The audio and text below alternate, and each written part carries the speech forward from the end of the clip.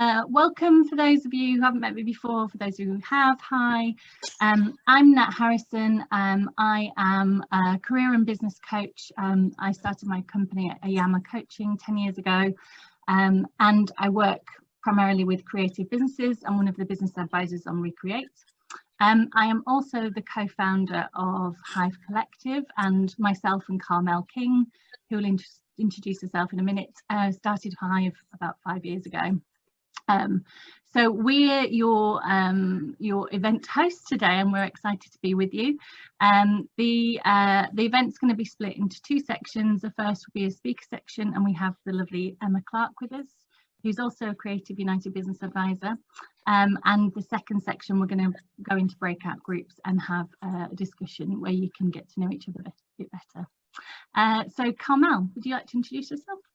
Yeah, hi everyone, lovely to see you today. I'm the other half of Hive Collective, which, as Nat said, we started 5 years ago. So we really wanted to create like a safe space for freelancers and business owners and creatives to kind of learn from one another. We do peer-to-peer learning, we do guest speaker events, networking events. Obviously, this past year it's all gone online, but we're really hoping to sort of open that up and go back to face-to-face meetings. So, you know, we'd love to see you there at some of our events, and we'll let you know about the details at the end of the event. But we're, you know, really happy to be a part of this program.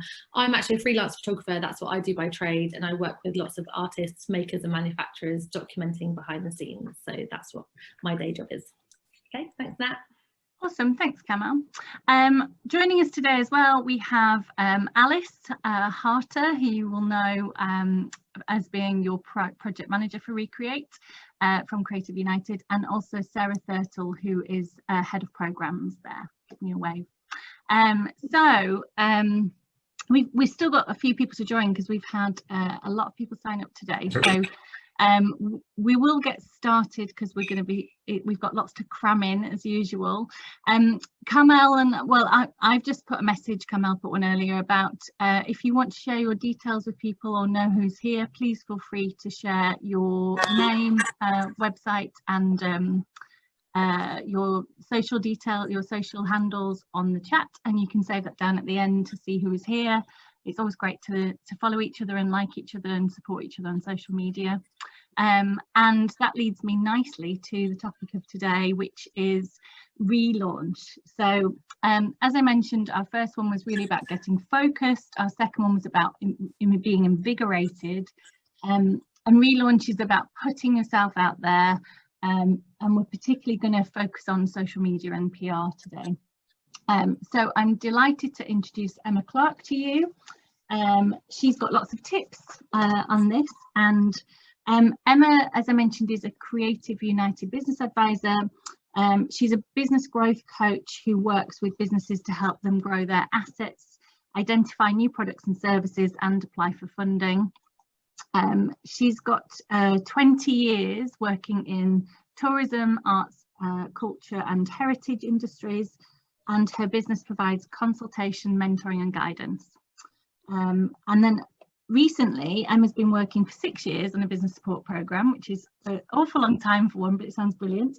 And over the last 6 years, she's worked on a one-to-one basis with around 100 businesses to help them with marketing, comms, funding, business planning and vision setting.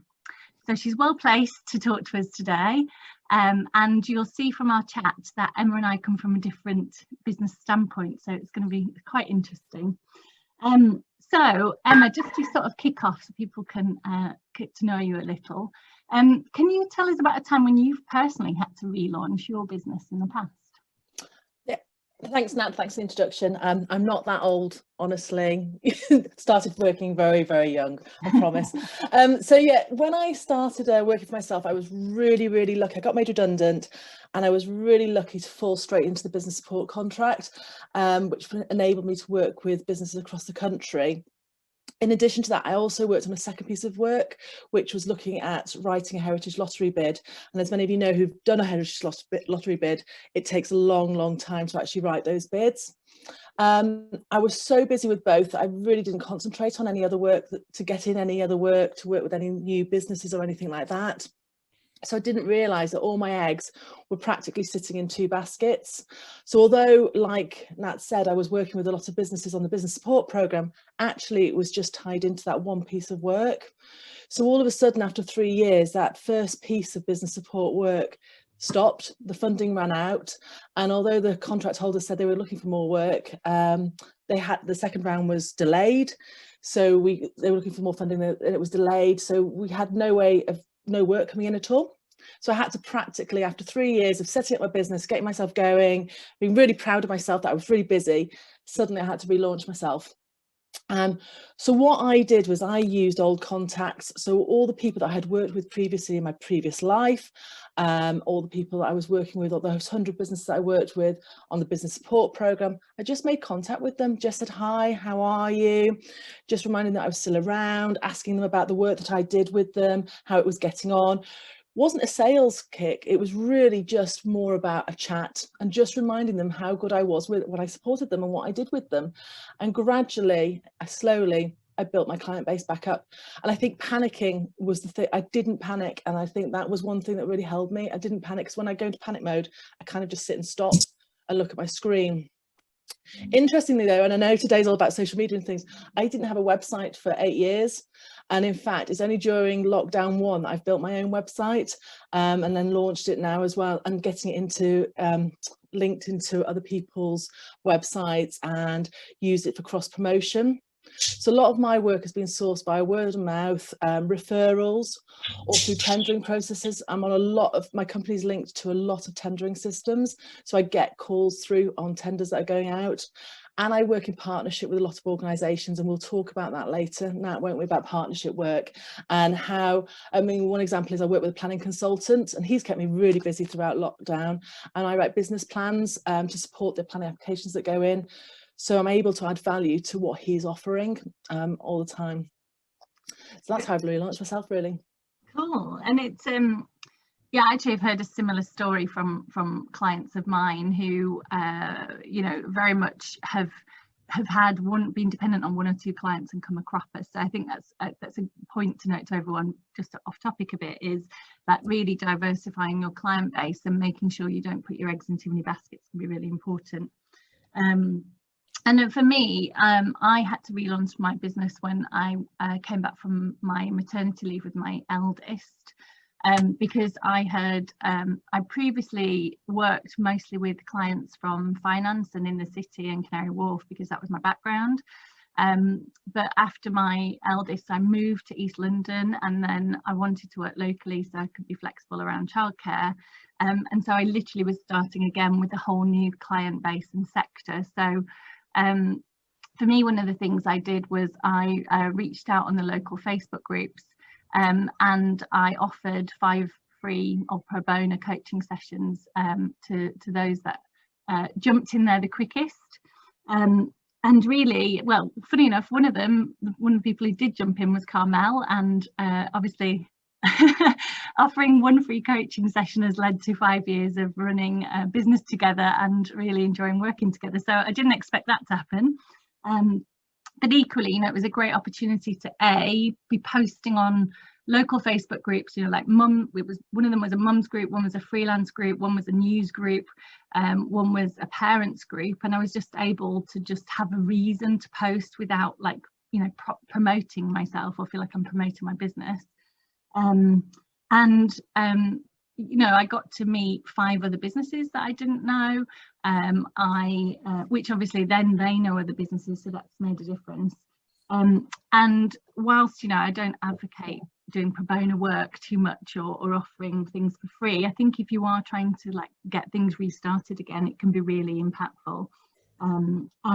And even now, like 7 years later, I still get clients who find me via posts on those Facebook groups because they've done a search on the Facebook group for coaches and I come up. So so really that's been really useful for me. And for those of you who are clients of mine on Recreate, you'll know that I'm a massive fan of local Facebook groups. I just think there's so much potential there, and also local WhatsApp groups. You know, people want to know what's going on in their local area, want to support local businesses, and so get yourself on there, read the rules of the group, and post and market yourself whenever you can.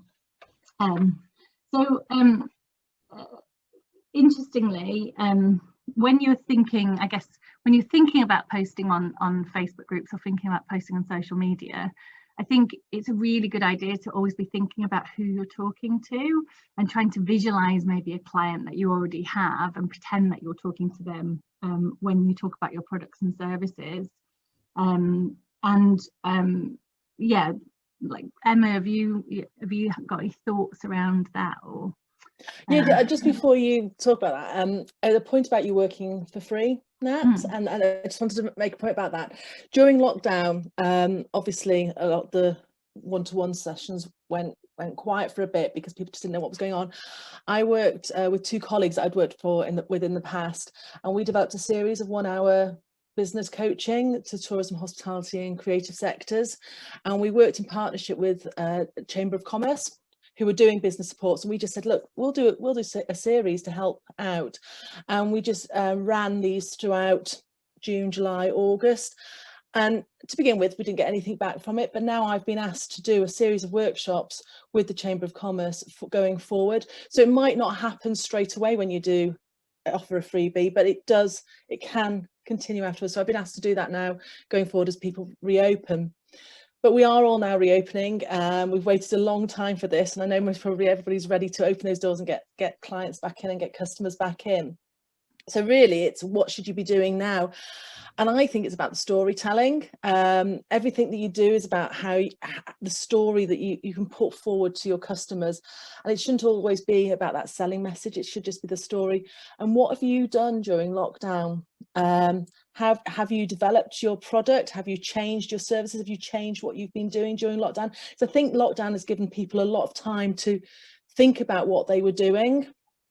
So start putting images out there on your social medias. Tell your customers what you've done within your business to make it safe for them, because safety is a lot that's going on at the moment. People are worried, are they safe to go in and out of places? So what have you done in your business that's made yourself safe? Have you moved stuff online that wasn't online? So how can I see you? Are there new ways I can see you if you introduce new technology to the way you're selling your product or your service? Have you become completely contactless? A lot of places have now become contactless. I went to a restaurant 2 weeks ago with my friend of mine. Honestly, the man looked at us and said, have you never been in a restaurant before? Because we couldn't quite understand which way you order your food, how you got a table anymore. Do you use an app? Don't you use an app? Do you use QR codes? Don't you? Is it table service? Is it not? We got awfully confused and completely confused. So, but have you become contactless? Have you reduced the numbers of customers that can come in and visit you? Think about your message. So think about what I call your fabs. So what are your features and your benefits? So your features are what everyone sells who has the same product or service that you do. So for example, a jeweller's, you design and make necklaces, bracelets, earrings, etc. You use precious stones, maybe metals. That's your feature, because most of the people in that sector will do the same thing. But what are your benefits to your customer? Is it perhaps that you do a bespoke piece, you design it specifically for the customer, or the stones that you use are very rare, or you do a certain type of jewellery, which people don't often see. So think about what makes you stand out from all the other businesses who are trying to get the same customers and get their spend from them. So think about your COVID story. What have you done that's made a change to your business, your organisation, that will make you stand out? Any new services, any new products, or safety? What is new, and what can you tell your customer, and what story can you start telling them? Yeah, and I think that it's a really important point, because I think with regards to PR as well, you know, there's lots of publications want to write about people's lockdown stories. Lots of publications want to you know, tell the actual, you know, the difficulties that people have experienced and how they've adapted. And you know, even people, there's more and more people blogging about this sort of thing. So maybe just looking out for an opportunity to tell your story in other places is a good thing, or pitching a story to you know, we might draw on your jewelry example there, pitching a story to, I don't know, Goldsmiths magazine, or whatever, you know, whatever magazine jewelers read, or you know, or the usual suspects like stylists. They you know, they might be really interested in telling that.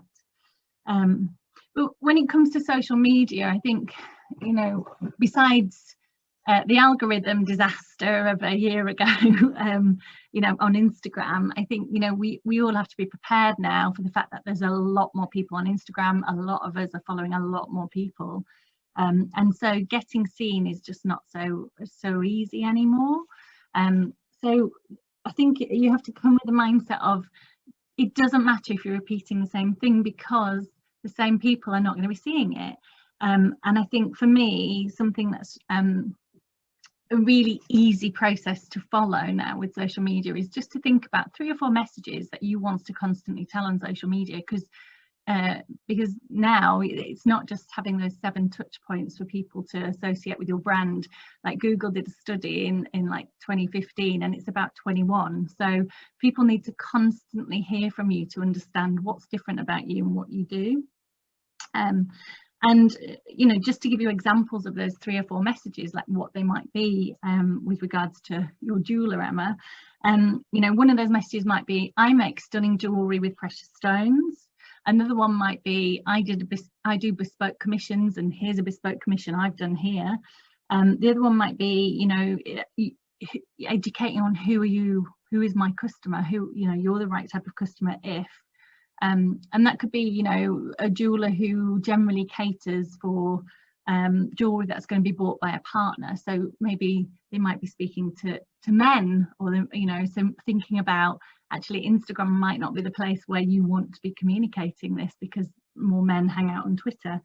And also, you know, as Carmel has mentioned earlier as well, and Emma, about stories, people are really interested in your craft. They're really interested in your process. They're really interested in why you do what you do. They want to know why you love it. They want to know where your materials come from.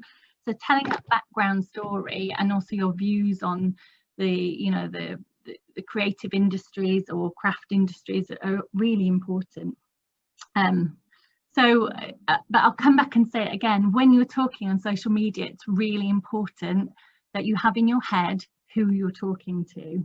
And yeah, Emma, do you want to just, I know you've got an interesting customer pie thing that you might want to... Yeah, because you were talking about using Instagram there, but it depends on who your customer is, because I don't tend to use Instagram in my personal life. It wouldn't be something that I would use because of my age. My age group tends to go more the Facebook route. So knowing your customers is really, really important, especially because of the message that you're getting out as well. So what I do, and I normally do a customer profiling training, is I would get a pie. Think about your round pie, and draw a circle, and it's almost like a pie chart, but it's just pretty because it's a pie. And basically draw the circle and work out the different segments of your customer base. So for example, who buys your service, who buys your product, and split them up into the categories. So if you were a wedding venue, for example, or for a photographer, for example, maybe 40% of your business goes to weddings, 20% goes to family photography, 10% to corporate, 10% maybe just to general purchases of your images. So think about each of those categories, and what is it that each of those areas buy from you or like from you? Why do they come to you instead of going to somewhere else? Why do they spend their money with you? Is the split actually financially sustainable for you? So for example, if you think as a business is in weddings, if you get the Bridezilla constantly on the phone to you all the time for adjustments on their images, is there a real value in that to you financially? So 40% of your business goes to the weddings, but does over 40% of your income come from those weddings? And if not, could you perhaps get more value by pushing more marketing or more communications towards the corporate market?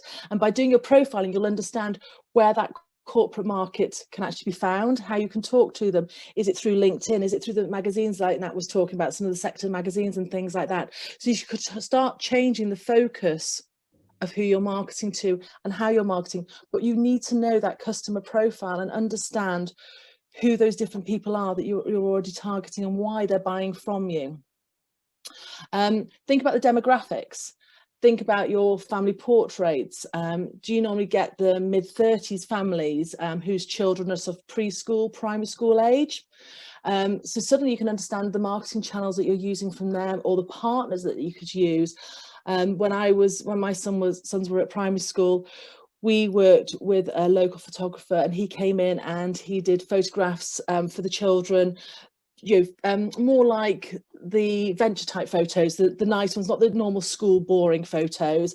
We did it in a different venue, not at the school, and it was to raise money actually for the before school and after school club.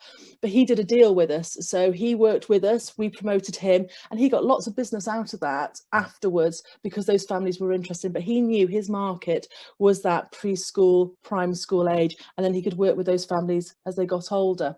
So if you think about who those markets are, you can create almost a profile. I always have a picture, in the middle is a person, give them a name, understand where they're coming from, their age, their demographics, and also what medias they use, so you can communicate with them and talk to them. Yeah, and I've Carmel's just posted some links that we're going to mention today on the chat, and one of the links that I mentioned is HubSpot's avatars. I think it's called I can't remember what it's called now, Map Your Own Persona or something. There we go. I'll direct you to it. Make your my persona, and that's a good tool that you can actually do those, Emma, and print them out, have them on your wall, so so you can really visualize who you're talking to. But it's interesting, isn't it, like when if you're thinking about who's my ideal client, where do they hang out, like as a rule, Emma, what's the sort of, how does that work? How would you advise your businesses? Well, so you would think about their different marketing channels and the routes that they go down. So once you've profiled your customer, it should be quite easy, to be honest. There are pieces of research as well around which also profile customers in certain sectors. So for example, when I'm writing bids or doing business plans and things like that, I use the audience agencies audience spectrum. I don't know if anyone's used that before. I've put the link in, Nat, for you to put onto the chat if you want to later. And that breaks down the customer profiles, and you can see which social medias they use. Some of it I question a bit, and I think you'd look at that and then you personally could make a judgment decision on all of them that they talk about, but at least it gives you a direction to use. You can break down to which literature they use, which media literature they use. For example, if you're targeting older mums like me, you'd go to Facebook pages and you'd start doing some Facebook communication. Hip young ladies who lunch, then maybe it's the Instagrams.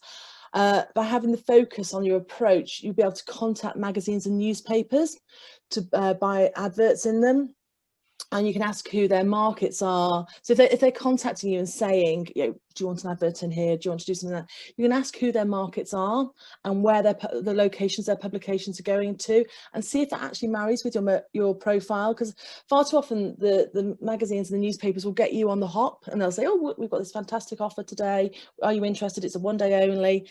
But if you ask the questions, you'll be able to see if it marries in with your marketing profiles and the people that you want to actually attract, or will buy from you. There's no point in spending all that money if they're not actually going to buy anything from you. If you do an advert though, or you do paid for partnership work, think about using codes, sort of discount codes or offer codes or something along that, which will be able to evidence for you the cost that you've spent, and is it worth it, and has it given you a return? I used to work with the Tourism Attraction Consortium. The attractions paid an awful lot of money to be part of that on an annual basis. And the man who ran it was, I felt, a very old style person.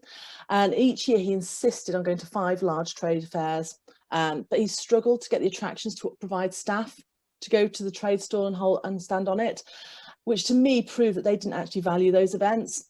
So I challenged him on this, and I asked him why don't they use voucher codes or something like that on their flyers, and his argument was to me, well, I take 5,000 leaflets with me every time, and they've all gone by the end of the event, so therefore I've given out 5,000 leaflets. And I said, but actually, if you notice the bins all around the event, normally you'd find those 5,000 leaflets actually left in those bins, so it wasn't giving any value. So to me, you need to look at how you can find out when people buy from you, why they've heard from you or heard about you. Is it part of the adverts that you've put out? I know we were talking about, Nat mentioned, didn't she, the 7 hits. Yes, they might have found out from you from other places as well, but if you have a voucher code or an offer code, they're going to use that especially, and then you'll know that if you spent the money, whether or not it's given value. But also, I was talking about partnerships. Your reputation is your brand, and that's really, really important. As a small independent organisations, you've got nowhere to hide, so it's all about your reputation. So when you work with partners or various medias you advertise in or feature in, make sure it's your brand, because your brand is working with that brand, and it's something that you agree with, because it's your brand that's being judged. They don't, you know, the partnership will judge you. So think about the benefits we talked about earlier and how you want your brand to be linked. I would say being local and independent at the moment is a huge benefit, and one that will improve your brand reputation. Since COVID lockdown, more and more people have looked to support their local independent shops. So you need to think about how you can benefit from this and promote more about local, joining with other local organisations and getting that word out there. Think about the social media you use and how you structure your messages. You don't want every message to be a sales message. I believe social media is spontaneous and should be used spontaneous. It's a time, a place, what's happening at your studio today, what's going on in the world that affects what you do. People buy from you because they believe in what you're selling and they're confident in the quality of your product. So let them know you're an expert in your field. I don't know if anyone watches, and this is a bit of my guilty pleasures. I watch Glow Up UK, and I watched that last night. It was the last one in the series, and the 3 MUAs, makeup artists, so I didn't know what MUA was for a long time, and they had to do a presentation. And the reason why they were so impressed with the experts, were so impressed with the 3 people who did their presentations, wasn't just about the makeup. It was about what they could tell them, the story about makeup and the story about how the makeup that they were doing has been used over history and things like that. So it's about being that expert in what you do and giving your knowledge across. So think about, for example, if you own a dance school, what's the current dance craze at the moment? What are your thoughts on it? Can you talk about those on social media? Can you talk about someone who you think is best in the craze and highlight that to your clients, so maybe they could watch them and sit and learn from them? Maybe you could work with an influencer in this field who can promote you and your offer, perhaps do a blog about them. So get about knowing about the being an expert and getting that voice out. Nat, though, you have a different opinion on the structure of social media, don't you, to me? Well, I think with regards to putting yourself out there on social media, I think it's got to work for you, hasn't it? And I think whilst, you know, I would love to be blogging about the latest coaching techniques, or, you know, doing, you know, at Hive, we'd love to be writing all about our businesses all the time. But actually, the reality is my time at work is spent one-to-one with clients, or in events like this, or planning events like this. And I just don't have the time to be spontaneous and on social media much in the day. So for me, I totally structure my social media. I plan it a month ahead. I use something called Airtable, which is essentially like Excel, but has got drop downs and allows you to attach images. I block, plan, and I can move things around and see how the images work together. And I use something called later.com to post, or, you know, schedule post all my social media for Instagram and Facebook. I've put, Carmel's put some more in the chat, but, you know, there's Buffer, HubSpot, Planoly. There's tons of these scheduling tools now. So I think, you know, if you feel that, you know, you need to have a social media presence and it's really time consuming for you, I think you know, getting in the habit of doing that is better than doing nothing, which is always my alternative. But equally, you know, I think if you can merge the two together, if you're doing some scheduled stuff and then some in the moment, and then stories on Instagram or Facebook, or maybe longer pieces for LinkedIn if that's appropriate, or shorter for Twitter, then you know, whatever you can manage. But at the end of the day, for a lot of creative businesses, social media is a necessity, and so just making sure it happens really is important. Just, you know, coming to the local and independent that we're talking about, I think, you know, I've mentioned local groups on Facebook. Also thinking about local hashtags can be a big thing. So make sure that you're following local hashtags. Make sure you know the local hashtags. So it's kind of odd in Wandsworth in that, you know, you've got Balham, Clapham, Tooting. Sorry, Michael, I'm going to have to try and. Did you put yourself on mute? Oh yeah, sorry. I don't know that one now, isn't it? I think everyone's seeing you, not me now. So yeah, just thinking about you know, where, you know, do you need to use all those hashtags? I think probably focusing down in one area of Wandsworth is a good thing, and probably Wandsworth hashtags probably don't get a lot of traction. But you know, if there are, you know, we have here in Waltham Forest quite a few groups that big up local companies, making sure you're interacting with them, making sure that you're interacting with the local companies who do support local, and really want to you know, really want to interact with other businesses. So I think it's about this online networking that you can do through hashtags and following hashtags. And then yeah, I think like the local newsies down in Wandsworth have got good social media, so getting involved with them or contacting them directly and being in a local newspaper is a good thing to do. I guess remembering you can have 30 hashtags on an Instagram post, so use them all, because that's going to max out people's ability to find you. And also you can mention up to 10 other accounts. So thinking about maybe you and another business local want to talk about each other's product, or you know, or do a post together. Maybe you want to do a giveaway. You know, they're always good, where you ask people to like the post, follow you and the others who are doing the giveaway, and ask them to recommend other people who might be interested.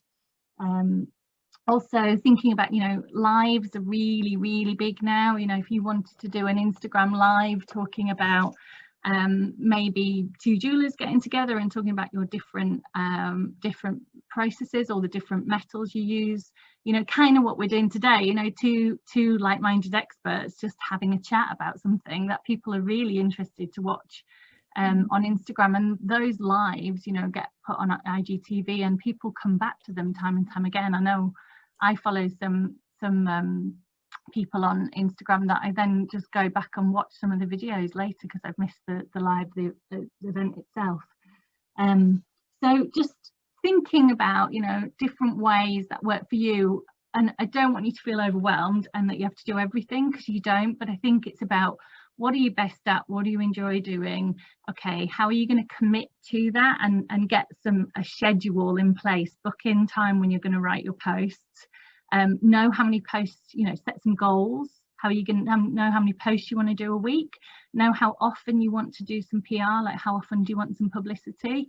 Make sure you're putting that publicity on your website, because those backlinks to your website drive your SEO and will increase you being found on Google. So, you know, I think collaborations and partnerships is something we've talked about throughout all these Recreate sessions. It is a massive opportunity for you to get to get new clients. You know, you are basically cross-pollinating and sharing your client base with someone else's client base, and you could, you know, double the people who see you overnight. So really thinking about that. And I know, Emma, you're a big advocate for partnerships, aren't you? Yes, sorry, I was reading some of the questions.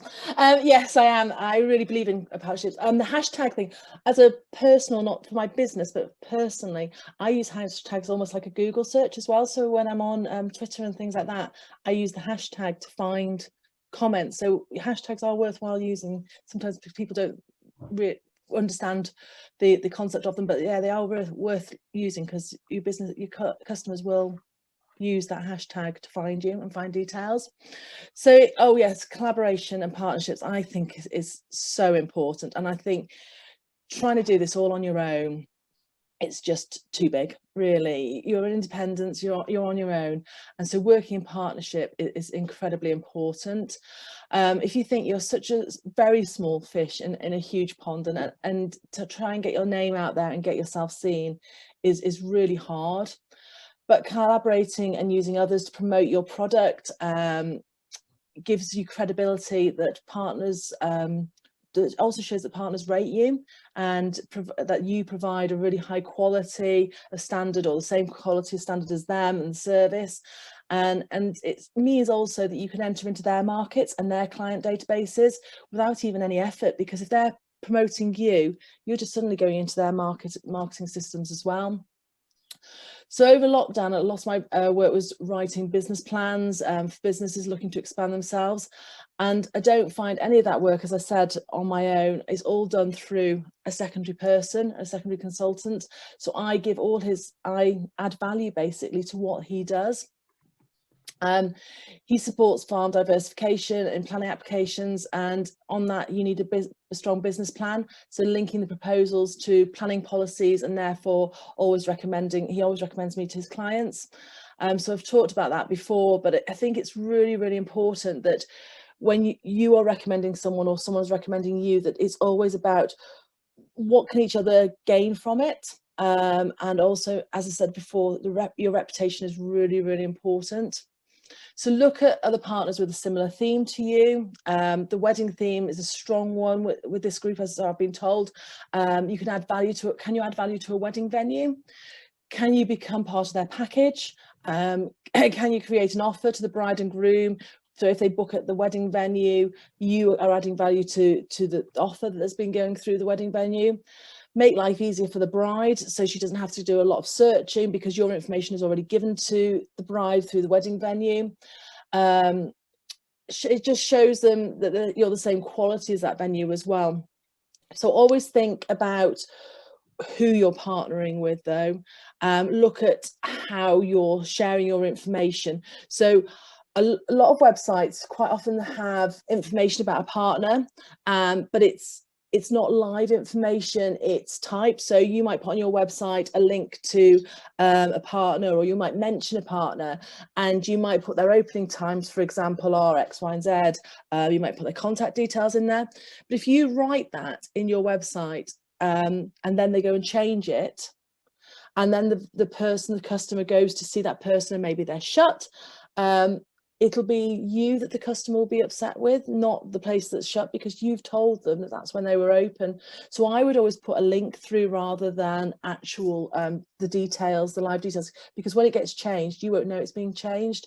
So just think about how that information is being shared. So again, if you're sharing your details with somebody, ask them to do it live, to do a link through rather than typing something on their website or whatever. So there's a link, so whenever you change something, it's automatically getting changed.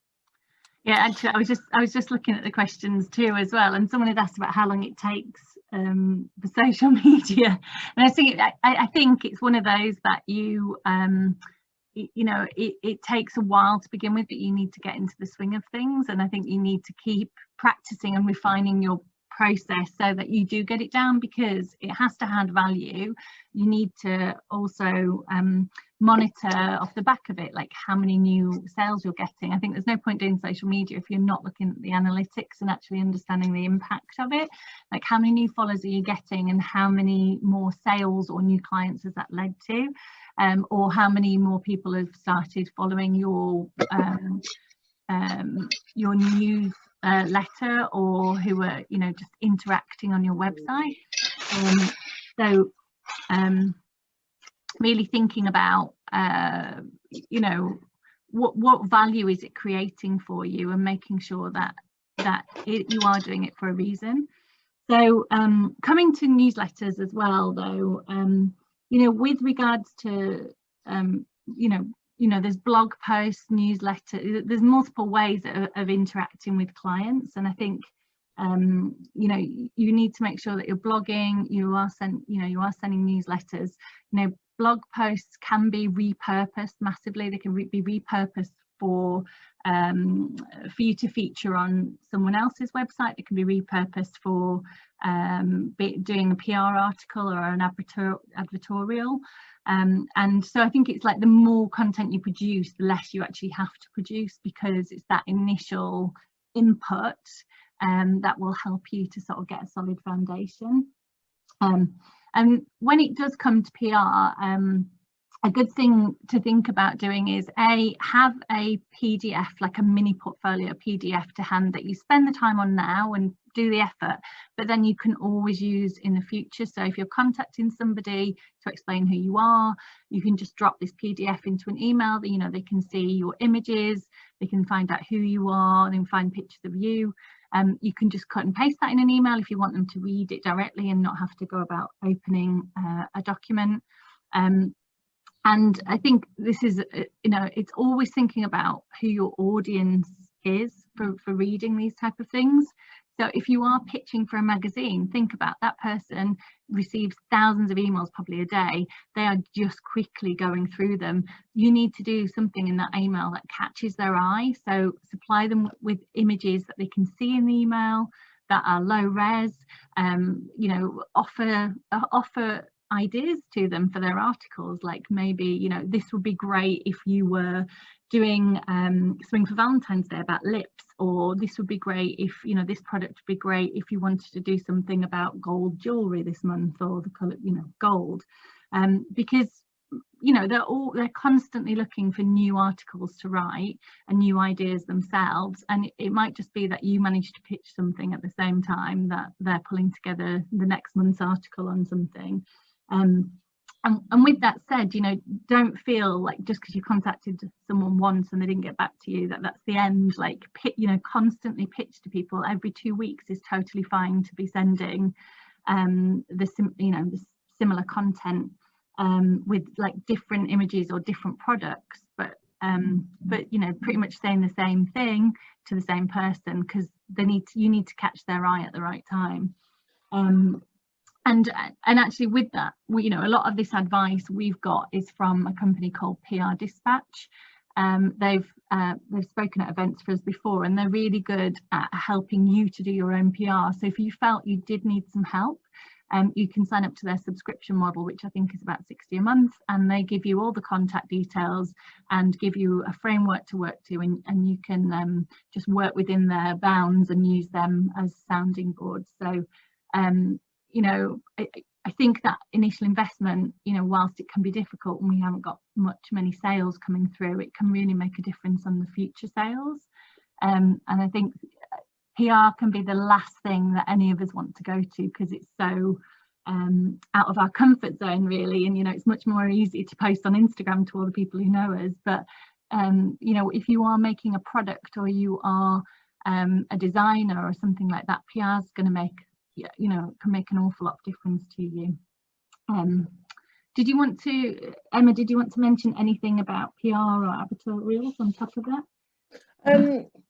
I mean, I just don't think that you should pay for PRs. I do think you should go down the advertorial routes, just doing something for the journalists, helping them out by doing something like that. It just makes life easier for the journalists. So if you write something, send it in, you just get coverage for free. I think paying for adverts, they just get lost. Adverts do a lot of the time. So you need to have some nice written content. Cool. Thanks, Emma. So we're basically at time now, but that was really interesting, and we tried to cover as much as possible in a wide range as possible, so that was something for everybody. We hope it was useful. We've got a few questions coming through that I will just pick up. So Amy asked, what would you recommend the content be in a PDF? So your PDF is like your mini portfolio. So first of all, you want to go in there with a wow picture of your product or artwork or service. You want to introduce your brand, explain what your brand is. Then you want to introduce yourself, give have a picture of yourself, explain your credibility and your background, what's of interest. And then, you can go on to explain your services if you have any, or any, you may want to add some pricing, you may not. So just thinking about you know, if it's kind of a bit like the all-day leaflets really in a PDF that you send on email. So as short and sweet as possible, but impactful as possible. Camille, did we have any questions earlier on? Yeah, there was just one more from Camilla. So she was saying, I'm creating my ideal customer, but sometimes when I'm describing her or him, I'm guessing what they do. Are the links above places that would give me actual facts of the persona, lifestyles and what they do, networking, etc.? So I guess that's maybe to Emma, just sort of how accurate those. I did try and find that link that you, what was Nat's it? put it on. Nat Audience agency, I found. Yeah. Yeah, if you could just explain a bit more about that, how they work. Well, the audience agency, I mean, that's a spectrum of how they break down customers and audiences, and they do the demographics on there. There are other organisations that do something similar. Do you actually ask your customers about themselves at all? Do you send surveys out to them? Do you get any more feedback on them? Because that's the way to find out more detail. If you have a customer database or something like that, just ask them why, what they do, how they found out about you, why they buy from you, things like that.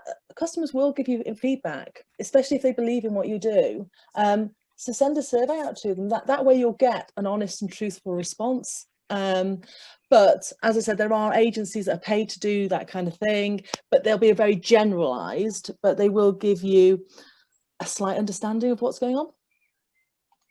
Yeah, and I think I've got to say, like, gathering as much information as possible from new clients is a great thing to do. So always asking, where did you find me, or how did you hear about us? Because that is the place that you can keep going to time and time again for other people to find you. Yeah, and even, you know, if you have repeat customers, don't feel awkward about dropping them a personal email and asking if you can grab 5 minutes of their time, just to sort of help out, you know, a small independent brand. Okay, so we are going to jump in. Sorry, Emma. She's got her hand up there to respond. Yeah. I can't. Sorry, who? Yeah, it was actually my question, and the thing is, sorry if I can ask you now, or we leave the question and answers for after. No, you can ask now, Camilla. Okay. Sorry, I couldn't see you. I was on the screen. We started a little bit ago, like 3 months before the pandemic. So all the customers we have, we know where they came from because most of them are word of mouth.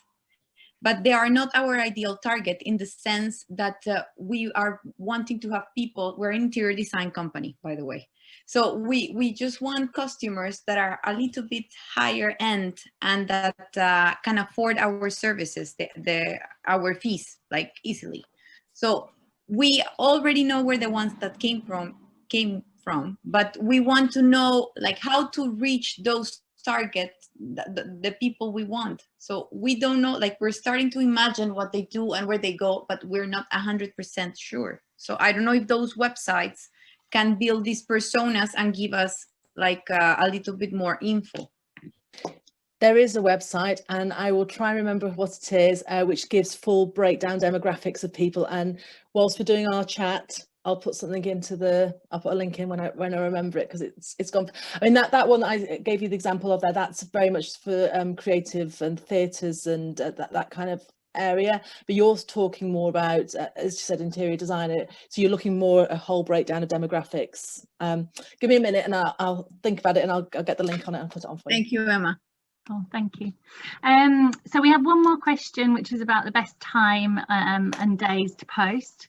So really, I mean, there is lots written about this. You can Google it, but really, I think you have to know who your client is and know when they're coming on. And in my experience, the best way to do this is to post at different times and days yourself, and actually track your analytics and see how many people are engaging. I know just from personal experience for me, like I think if you're going to post in the morning, post at 6:30, then you're going to get all the people who come on first thing in the morning while they're having the morning coffee.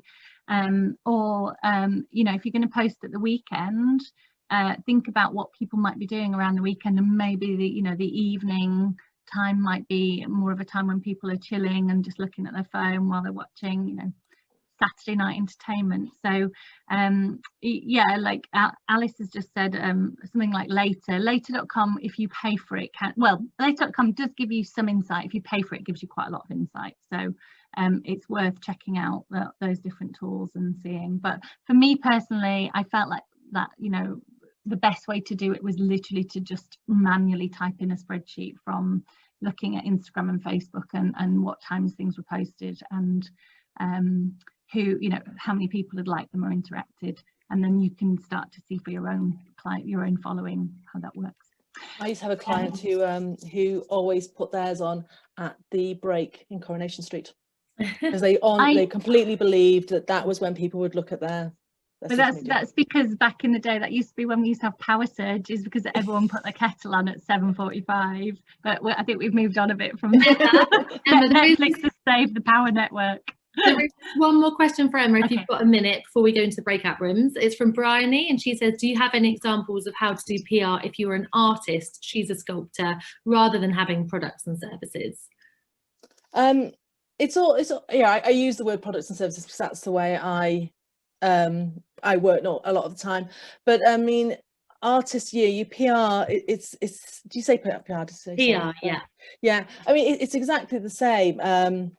You're going to, so do you mean the magazines to hit? Is that what you're talking about? Or because your PR will be exactly the same, the message will come across the same. You'll look at the magazines that you can use. So it's if you want to sell to a product to a business, for example, you'll look at what medias they use. Or if you want to send to a consumer, you think about who is your target. Is it your, as I said before, your ladies at lunch? So what kind of magazine do they use? The lifestyle magazines, and can you put something into those instead?